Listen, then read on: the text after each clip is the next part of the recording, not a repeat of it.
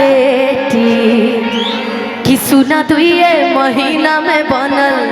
बा बेटी कि नई हर में रहलू तू टिहरी ससुरवा में गोटलू जा तलागे सैये के बेलल रोटी खइलू जा तलागे सैये के बेलल रोटी खइलू जा तलागे सैये के बेलल रोटी खइलू जा पहले से ज्यादा लगीले चखले सुना तू ये महीना में बनल बा बेटी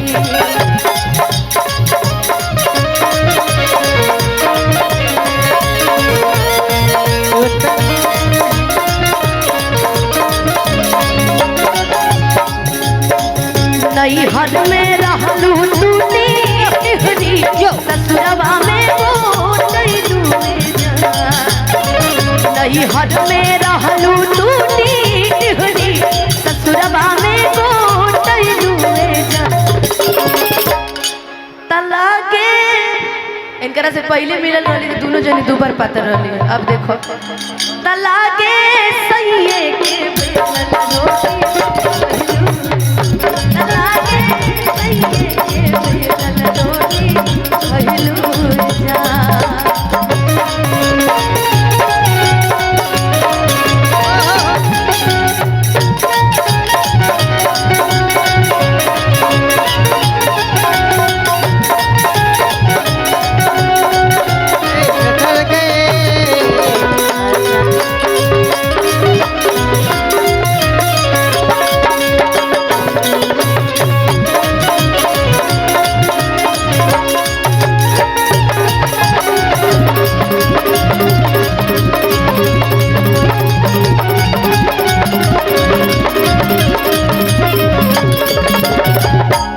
कि कहवन विटामिन तोहर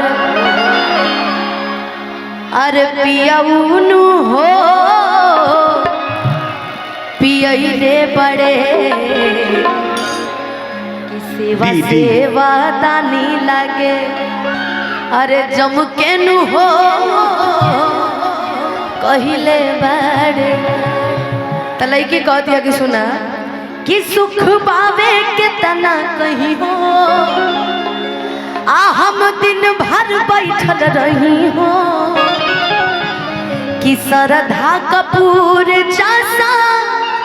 हुर बोला कैसे हो गईलू जा तलागे सैये के बेलल रोटी खइलू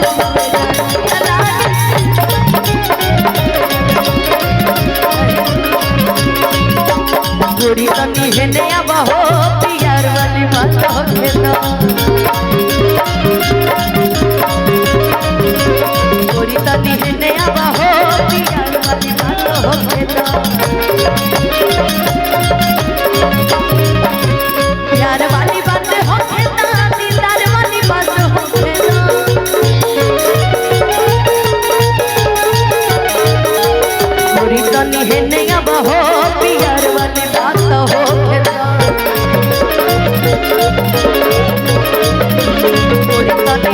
हो पियार वाली बात हो खेदा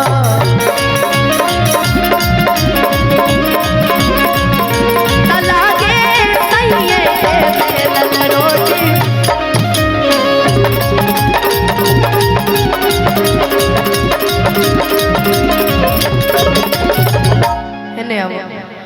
कि गुलू गुलू गाला दुनो लेकिन ये हम सिर्फ हम ही छू सकते हैं बाकी सब महसूस कर सकते हैं का जी कि गुलू गुलू गाला दुनो कैसे नु हो भइल पुआ जैसे कि कहवन विटामिन खइलू ए हो सुनर को की हो गईलू ऐसे अरे सोनू के करदानी के आई पानी हाँ जवानी के कि संजय विशाल आंखें सारी के लागे तू लैलुए जा। कौन आजकल गाना चलल बा कि मोरा राजा जी तू तला पर डबल खिड़की हवा झुरु झुरु बहे। लेकिन एक और कौन सा गाना था जी, ठोरवा है बलम